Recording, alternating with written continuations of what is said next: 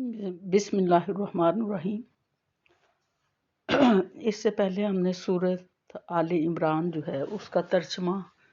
पढ़ा है और उसका मुख्तसर मफ़हूम भी बयान किया है। और अगर डिटेल के साथ आप दूसरी सूरतें मसा सूरह बकरा है वो कुरानिक इंसाइट्स पे पढ़ाई जा रही है लफ्ज़ी तर्जमे और तफसीर के साथ, इसी तरह से और बहुत सी सूरतें सूरतुन निसा भी वहाँ पढ़ाई जा चुकी है। अगर आप उसको जानना चाहें तो आप उधर जो है वो लिंक खोल के उसको सुन सकते हैं। तो आज हम शुरू करते हैं सूरत अल आराफ।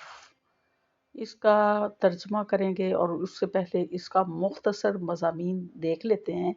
कि इसमें कौन से मज़ामीन बयान किए गए हैं। सूरह आराफ जो है ये मक्की है और इसका बुनियादी मौजू जो है वो नबी सल्लल्लाहु अलैहि वसल्लम की रिसालत और आखरत को साबित करना है और इसके साथ तौहीद पर भी दलाइल दिए गए हैं और मुख्तलिफ अंबिया के वाक़यात तफसील के साथ बयान किए गए हैं और ख़ास तौर पर हज़रत मूसा अलैहिस्सलाम के कोहे तूर पर तशरीफ़ ले जाने का वाक़या सबसे ज़्यादा तफसील के साथ बयान किया गया है। आराफ के लफ्ज़ी मानी होते हैं बुलंदियों के और इस्तिलाह में ये उस जगह का नाम है जो जन्नत और दोज़ख के दरमियान वाक़या है और जिन लोगों के अच्छे और बुरे अमाल बराबर होंगे उनको कुछ अरसे के लिए यहाँ रखा जाएगा, फिर उनके ईमान की वजह से आखिरकार वो भी जन्नत में दाखिल हो जाएंगे। तो इसी वजह से इस सूरत का नाम जो है सूरह आराफ जो है वो रखा गया है, यानी ऊंची चोटी के। तो इसका पहला जो है अलिफ लाम मीम सॉद,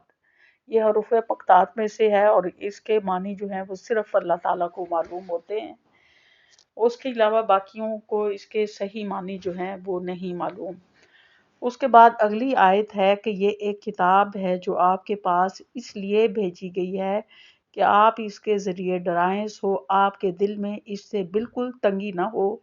और नसीहत है ईमान वालों के लिए। तुम लोग इसकी इत्तबा करो जो तुम्हारे रब की तरफ से आई है और अल्लाह ताला को छोड़कर मन घड़त सरपरस्तों की इत्तबा मत करो, तुम लोग बहुत ही कम नसीहत पकड़ते हो। और बहुत बस्तियों को हमने तबाह कर दिया और उन पर हमारा अजाब रात के वक्त पहुंचा या ऐसी हालत में कि वो दोपहर के वक्त आराम में थे। सो जिस वक्त उन पर हमारा अजाब आया उस वक्त उनके मुंह से बजूस इसके और कोई बात ना निकली कि वाकई हम जालिम थे।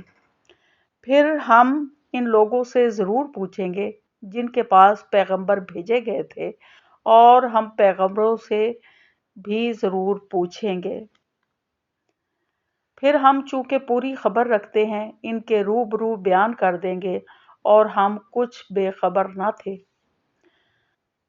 और उस रोज़ वज़न भी बरहक है, फिर जिस शख्स का पल्ला भारी होगा सो ऐसे लोग कामयाब होंगे और जिस शख्स का पल्ला हल्का होगा सो ये वो लोग होंगे जिन्होंने अपना नुकसान कर लिया इस वजह से कि हमारी आयतों के साथ जुल्म करते थे। और बेशक हमने तुमको ज़मीन पर रहने की जगह दी और हमने तुम्हारे लिए इसमें सामान्य रिज़्क पैदा किया, तुम लोग बहुत ही कम शुक्र करते हो। और हमने तुमको पैदा किया, फिर हमने तुम्हारी सूरत बनाई, फिर हम ही ने फरिश्तों से कहा कि आदम को सजदा करो, सो सब ने सजदा किया बजुस अबलीस के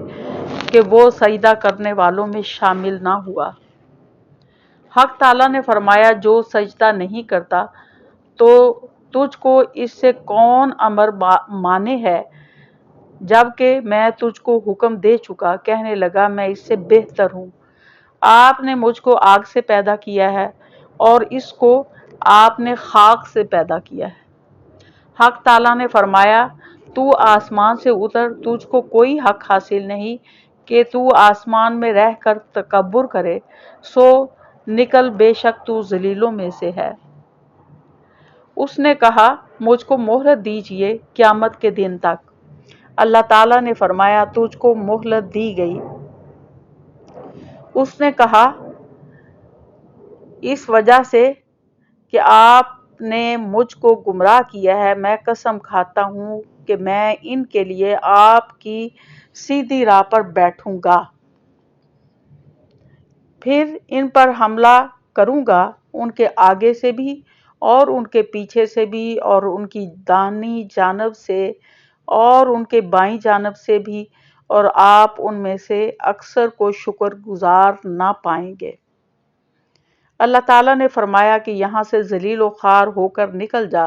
جو شخص ان میں سے تیرا کہنا مانے گا میں ضرور تم سب سے جہنم کو بھر دوں گا۔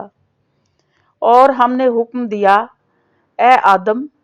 تم اور تمہاری بیوی جنت میں رہو، پھر جس جگہ سے چاہو دونوں کھاؤ، اس درخت کے پاس مت جانا ورنہ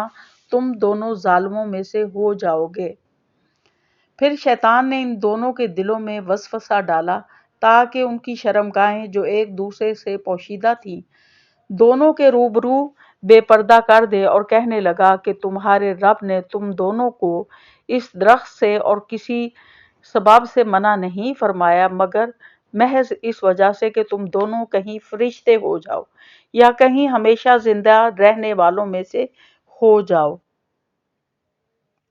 اور ان دونوں کے روبرو قسم کھا لی کہ یقین جانیے میں تم دونوں کا خیر خواہ ہوں۔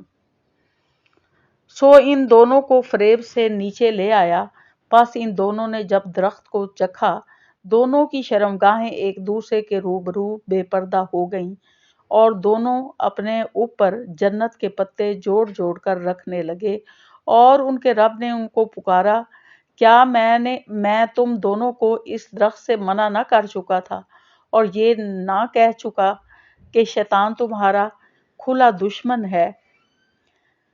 دونوں نے کہا اے ہمارے رب ہم نے اپنا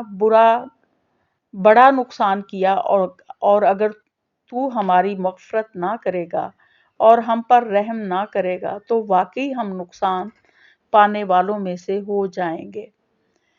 حق تعالیٰ نے فرمایا کہ نیچے ایسی حالت میں جاؤ کہ تم باہم ایک دوسرے کے دشمن ہوں گے، اور تمہارے واسطے زمین میں رہنے کی جگہ ہے اور نفع حاصل کرنا ہے ایک وقت مقررہ تک۔ فرمایا تم کو وہیں زندگی بسر کرنا ہے اور وہیں سے مرنا ہے اور اسی میں سے پھر نکالے جاؤ گے۔ تو یہاں جو ہے اللہ تعالیٰ نے انسان کو بتایا ہے کہ انسان کو یہ کتاب دی تھی ہدایت، اور اس کو بتا دیا گیا تھا کہ تم اس پر عمل پیرا ہو، لیکن شیطان چونکہ اس کو آدم کو سجدہ کرنے کا کہا تھا اس نے سجدہ کرنے سے انکار کر دیا تھا، جس کی وجہ سے اللہ نے اس کو ذلیل و خوار کر کے وہاں سے نکال دیا، جو کہ اللہ کی بارگاہ میں بڑا مقرب تھا۔ یہ فرشتوں کی جماعت میں تھا، ویسے یہ جن تھا لیکن اپنی کثرت عبادت کی وجہ سے فرشتوں کی جماعت میں شامل ہو گیا تھا۔ لیکن جب اس نے آدم علیہ السلام کو سجدہ نہیں کیا تو اللہ نے اپنی بارگاہ سے اس کو نکال دیا۔ تو پھر اس نے کہا کہ اللہ سے وعدہ لے لیا کہ مجھے مہلت دیجیے قیامت تک، اور پھر کہا کہ جب تک میں ان لوگوں کو سیدھی راہ سے بہکاؤں گا، ان کے راستے میں سیدھے راستے میں بیٹھوں گا، یعنی کہ وہاں ان کو بہکاؤں گا، اور پھر ان کو آگے سے پیچھے سے دائیں سے بائیں سے یعنی ہر طرف سے جو ہے ان کو بہکاؤں گا، اور ان میں سے اکثر لوگ جو ہیں وہ شکر گزار نہیں ہوں گے۔ تو اللہ تعالیٰ نے فرمایا کہ میں تمہارے سمیت جو تمہارے ساتھی ہوں گے ان کو جہنم سے بھر دوں گا، اور پھر یہ ہے کہ اس نے جب آدم علیہ السلام سے بغض رکھا تو ان کو یہ مشورہ دیا کہ جس درخت کے پاس اللہ تعالیٰ نے ان کو جانے سے منع کیا تھا اس درخت کا پھل کھانے کے لیے کہا، اور جب انہوں نے وہ پھل چکھ لیا تو وہ بے پردہ ہو گئے۔ تو شیطان کا پہلا حربہ جو ہے وہ فحاشی پھیلانا ہوتا ہے، انسان کو بے پردہ کر دیتا ہے، بے لباس کر دیتا ہے اس کو۔ تو انہوں نے پتوں کے ساتھ اپنے آپ کو ڈھانپنا شروع کر دیا،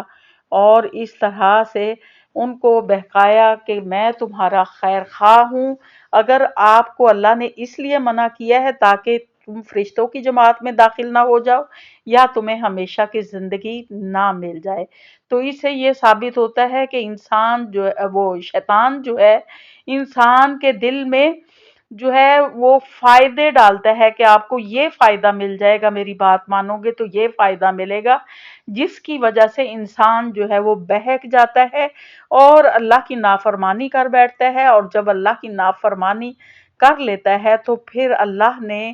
یہ فرمایا ہے کہ میں اس کو اور شیطان کو جہنم میں ڈال دوں گا، اور جو اللہ کی بات مانے گا اللہ نے اس کے لیے جنت کا وعدہ کیا ہوا ہے، جو شیطان کے بہکاوے میں نہیں آئے گا۔ تو شیطان جو ہے وہ انسان کو فحاشی کی ترغیب دیتا ہے اور اس میں اسے اٹریکشن جو ہے وہ دلواتا ہے، تو اس طرح سے اس سے گناہوں کی طرف مائل کرتا ہے۔ تو ہمیں اس سے سبق یہ ملتا ہے کہ ہم نے شیطان کی بات نہیں ماننی، اس لیے کہ وہ ہمارا ازلی دشمن ہے اور یہ قیامت تک ہمارے ساتھ دشمنی کرتا رہے گا، تو انسان کو بہکاتا رہے گا، جس کی وجہ سے جو اس کی بات مانیں گے ان کو جہنم میں ڈال دیا جائے گا۔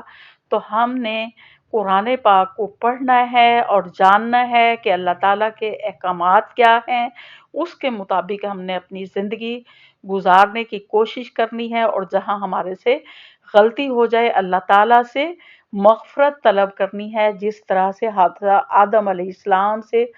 غلطی ہو گئی تو انہوں نے اللہ تعالیٰ سے معافی مانگی اور کہا کہ اگر اللہ تو نے ہمیں معاف نہ کیا تو ہم خسارہ پانے والوں میں سے ہو جائیں گے۔ تو جب بھی ہم سے غلطی ہو جائے تو ہم جو ہے اللہ تعالیٰ سے فوری طور پر معافی مانگ لے تاکہ ہم اخروی عذاب سے بچ سکیں۔ وآخر دعوانا الحمدللہ رب العالمین۔ اور آپ لوگوں سے گزارش ہے کہ آپ چینل کو سبسکرائب بھی کیا کریں، اس کو لائک بھی کیا کریں اور شیئر بھی کیا کریں، تاکہ زیادہ لوگوں تک قرآن کا علم پہنچے اور ہم جو ہے اللہ کے فرما بردار بندے بن جائیں، اور جب ہمارے کہنے کی وجہ سے کوئی اللہ کا فرما بردار ہو جائے گا اور اچھے اعمال کرے گا تو وہ ہمارے لیے صدقہ جاریہ بن جائے گا۔ جیسے میں نے پہلے بھی بتایا تھا کہ جب ہم آگے جائیں گے تو ہم سے پوچھا جائے گا کہ یہاں کیا لے کر آئے ہو اور پیچھے کیا چھوڑ کر آئے ہو۔ تو جو پیچھے ہم چھوڑ کر آتے ہیں وہ یہی باتیں ہوتی ہیں جو ہم اچھی باتیں کسی کو بتاتے ہیں اور وہ ان پہ عمل کرتا ہے تو وہ اس کا ثواب اجر و ثواب ہم تک پہنچتا رہتا ہے مرنے کے بعد بھی۔ تو ہمیں اپنا آگے بھیجنے کا بھی انتظام کرنا ہے اور پیچھے چھوڑنے کا بھی انتظام کرنا ہے کہ ہم پیچھے بھی کچھ چھوڑ کر جائیں۔ وآخر دعوانا الحمدللہ رب العالمین۔